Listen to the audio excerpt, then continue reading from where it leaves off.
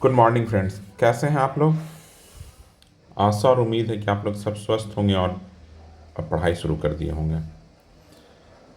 तो अब तो सेटल डाउन हो गया होगा, क्या नंबर आपके आ रहे हैं, क्या मार्क्स आ रहे हैं, आपका हो रहा है या नहीं हो रहा है, ये सब तो भविष्य में छिपा हुआ है। तो इस पे अब ज़्यादा चिंता मत कीजिए। जो भी स्थिति है, जो भी आपकी वास्तविक स्थिति है, जो भी मार्क्स ला रहे हैं, रहने दीजिए। हो गया, बहुत हो गया। 2 दिन 3 दिन वक्त दे दिए। अब ना किसी कोई कट ऑफ देखिए, ना कुछ देखिए, ना मैं बताने जा रहा हूँ। अब आप लोग बस अपने पढ़ाई में इसमें लग जाइए। ऐसे भी आज 11 तारीख हो गया है, आज 11 जनवरी है। आज 11 जनवरी है और करीब 27 28 तारीख तक रिजल्ट आ जाएगा। तो 15 16 दिन का बात है, 15 to 16 डेज है। तो इसमें हम लोग कुछ कंस्ट्रक्टिव वर्क कर लेते हैं, कुछ पढ़ाई कर लेते हैं। तो हम लोग अब मेंस की पढ़ाई शुरू करते हैं। जिसका होगा नहीं होगा, देखिए 20 से 30, मान लीजिए 25,000 के आसपास, 25 से 30 हज़ार लोगों का रिजल्ट होना है। कोई एक नंबर होगा, इसमें कुछ भी। संभावना कितने लोगों के पास है? 1 लाख लोग। 1 लाख लोग मिनिमम इस 30,000 में लिस्ट में इंटर करने के लिए तैयार हैं। हो सकता है कुछ लोग छट जाएंगे, 70,000 लोग यहाँ छटेंगे और 30,000 लोग आ जाएंगे। तो जो ये 1 लाख के अपने आसपास भी दिखते हैं, मार्क्स आसपास भी है, तो आप लोग मेंस के लिए लगिए, क्योंकि ये वक्त है जब आप ज़्यादा से ज़्यादा टॉपिक तैयार कर सकते हैं। क्या कर रहे हैं दिन भर? आंदोलन अब कुछ रहा नहीं, आंदोलन का अब कुछ हो नहीं सकता है, आंदोलन रहा नहीं, तो आंदोलन का अपडेट लेना आप लोग बंद कर चुके हैं। तो आंदोलन का अपडेट जब लेना बंद कर चुके हैं, अभी आप लोग क्या कर रहे हैं? सिर्फ कट ऑफ देख रहे हैं, कट ऑफ के बारे में चिंता कर रहे हैं। क्यों कर रहे हैं? मत कीजिए। आज कल तक किए, बहुत किए, आज से नहीं करेंगे। तो आज से सब लोग मेंस की तैयारी में लगिए। और अभी से आप लोगों को मैंने तीन चीज़ बता रहा हूँ कि एकदम अगर आप ये कर लेते हैं तो एकदम 3 कंटेंट के लिए 3 बुक आप अपने पास रखिए। सबसे पहले मेंस की तैयारी शुरू करने के पहले, मेंस के लिए आप सबसे पहले PYQ लीजिए, प्रीवियस ईयर PYQ लीजिए। और दोनों लीजिए, सॉल्व भी लीजिए और अनसॉल्व भी लीजिए। बता रहा हूँ क्यों। अनसॉल्व लीजिए, जिससे आप जब कोई क्वेश्चन प्रैक्टिस कीजिए, कोई क्वेश्चन जैसे खासकर स्टैटिस्टिक का अगर क्वेश्चन जब भी सॉल्व कीजिए तो अनसॉल्व से कीजिए और सॉल्व से उसे आंसर मिला लीजिए। जैसे आज हम लोग शुरू करते हैं 69 में 69 में जो आया हुआ क्वेश्चन है, जो हर क्वेश्चन पे बैंक में मिल जाएगा आपको। 7 का पहला वाला, और वाला नहीं, फर्स्ट वाला क्वेश्चन करना है सबको। और टेलीग्राम ग्रुप, हमारे टेलीग्राम चैनल भी आप लोग ज्वाइन कर लीजिए। टेलीग्राम चैनल जो बुक्का स्टूडेंट के नाम से ही है।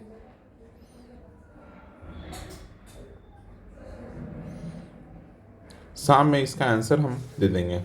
आप लोग, अगर आप लोग के पास अनसॉल्व है तब तो वहाँ से मिला लीजिएगा, अगर नहीं है अनसॉल्व है आप लोगों के पास, तो मैं दे दूंगा आप लोगों के पास, आप लोगों का आंसर शाम में।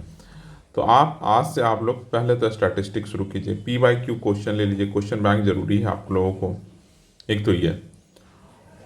और मैंने कल भी बताया था कि पॉलिटी से शुरू कीजिए। देखिए पॉलिटी से शुरू करने का क्या होता है ना, देखिए पॉलिटी और ज्योग्राफी दो हम लोग चीज़ें शुरू कर सकते हैं, क्योंकि इन सब का कंटेंट हम लोगों के पास कंटेंट बहुत अवेलेबल है, बहुत अच्छे से अवेलेबल है। तो पॉलिटी का क्या होता है, रेंज बहुत ज़्यादा है। इकोनॉमिक्स क्यों नहीं शुरू करते? बहुत डाइवर्सिफाई है, तो इकोनॉमिक करेंगे, लेकिन अभी शुरू करते हैं पॉलिटी से। अगले 10 दिन हम लोग पॉलिटी शुरू करेंगे। और पॉलिटी में आप लोग एक बार क्वेश्चन बैंक देखिए और देखिए कि कौन कौन सा टॉपिक इंपॉर्टेंट है, आप उसको लिस्ट डाउन कर पा रहे हैं क्या। और जो सबसे इम्पॉर्टेंट टॉपिक है उसको आप लोग लिखिए और उसमें एक एक करके टॉपिक करना है। मैं तो बताऊंगा ही, लेकिन आप अपने तरफ से भी कीजिएगा।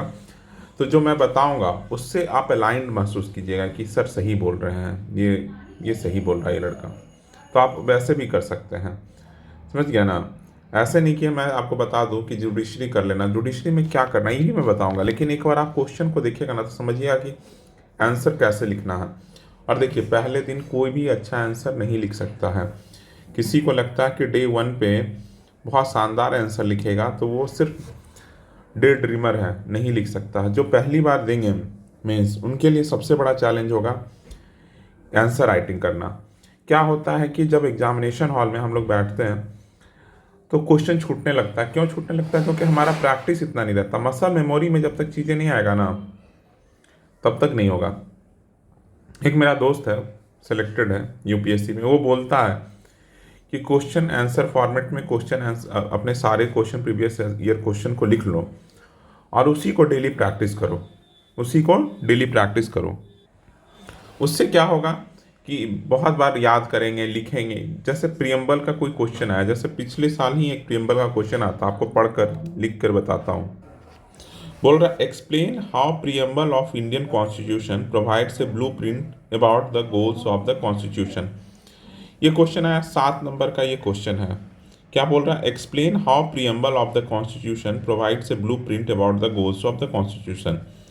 हिंदी में क्या है? बताइए कि किस प्रकार भारतीय संविधान की प्रस्तावना संविधान के उद्देश्यों की कार्य योजना प्रस्तुत करती है। ये 7 नंबर का है। अब इसमें क्या क्या लिखना है? इंट्रोडक्शन क्या लिखेंगे जल्दी सा? एक इंट्रोडक्शन आपका प्रियम्बल का तैयार होना चाहिए, समझ गया ना? एक कंक्लूजन आपका तैयार होना चाहिए। अब प्रियम्बल का कोई कंक्लूजन और इंट्रोडक्शन अगर हम तैयार कर लेते हैं तो बॉडी में तो चीज़ें लिखा जाएगी, समझ गया? समझ गया ना? जैसे क्या है, इंट्रोडक्शन में क्या लिख सकते हैं कि प्रियम्बल क्या है कि सिनॉप्सिस ऑफ कॉन्स्टिट्यूशन है। एक तो पहला लाइन ये है।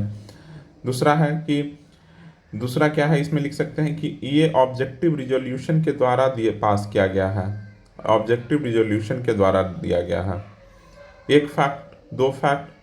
तीसरा फैक्ट ये है आफ्टर द पूरा कॉन्स्टिट्यूशन जब बन गया उसके बाद इसको इंट्रोड्यूस किया गया है, ऐसा नहीं कि पहले डाला गया है ना?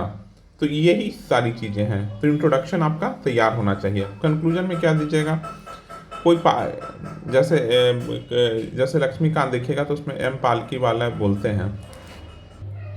जैसे यहाँ लिख सकते हैं कि एम पालकी वाला क्या कहते हैं, the preamble is the introduction to the constitution. या किसी और को भी लक्ष्मीकांत ने बहुत सारा दिया हुआ है, आप लोग देख सकते हैं। तो ऐसे तैयारी किया जा सकता है। तो आज हम लोग अपना पहला टॉपिक भी रखते हैं प्रियम्बल, शुरू किया जाए आज, सिर्फ आज के लिए। कल से फिर हम लोग लाएंगे 69 का। हम लोग पहला बोले कि स्टैटिस्टिक का 69 का 7 नंबर क्वेश्चन आप लोग को आज करना है और आज प्रियम्बल टॉपिक तैयार कीजिए। सबसे पहले देखिए क्वेश्चन क्या आता है। तैयारी से पहले देख लीजिए आप लोग कि क्या क्या क्वेश्चन पूछता है और ये कंटेंट कहाँ से तैयार कीजिएगा। तो हम आपको बताएं कि मेंस 365 विजन का जो आता है वो उसको देखिए, और प्रहार जो आता है ओनली आईएएस का, ये इन दोनों को आप लोग जरूर देखिए कि इसमें कुछ दिया हुआ है या नहीं दिया हुआ। बाकी कुछ नहीं है, समझ गया ना? कि अब अभी भी हम लोग सिर्फ कट ऑफ आंदोलन यही सब में रहेंगे तो नहीं होगा तैयारी। और प्रीलिम्स होगा या नहीं होगा, सब सीट बिक गया है, ये सब पे डिस्कशन करके कुछ नहीं होने वाला है। जो अपने हाथ में है उस पर हम लोग गौर करेंगे, समझ गया ना? सिर्फ हम लोग उस पर ध्यान देंगे कि अपने हाथ में क्या है, पढ़ाई करना तो पढ़ाई करते हैं, जो होगा देखा जाएगा। ऐसे भी हम क्या बताएं कि 10-15 दिनों का बात है, 15 दिन में कुछ नहीं बिगड़ा है। अगर 15 दिन में हम लोग 45-50 टॉपिक तैयार कर लेंगे तो कहाँ से बुरा है, समझ गया ना? और अगले 10 दिन हम लोग पॉलिटी पढ़ते हैं। आज से शुरू करते हैं कहानी अपना मेंस की, कहानी मेंस से कि, और एकदम जीरो से शुरू करेंगे तैयारी। और जो लोग टेलीग्राम चैनल नहीं ज्वाइन किए हैं जरूर ज्वाइन कर लीजिए, इसी नाम से, बुक्का स्टूडेंट के नाम से ही, क्योंकि आज से ही हम सोचे हैं कि आप लोगों के लिए शाम में 8 से 9 ओपन कर देंगे टेलीग्राम चैनल 2 घंटे के लिए, 8 से 10। इसमें आप लोग अपने कंटेंट को डालिए, सब लोग कंटेंट जो भी आज दिन भर नोट्स बनाए हैं उसको डालिए और पढ़िए एक दूसरे के नोट्स को, देखिए कि क्या अलग लिखा है लोगों ने।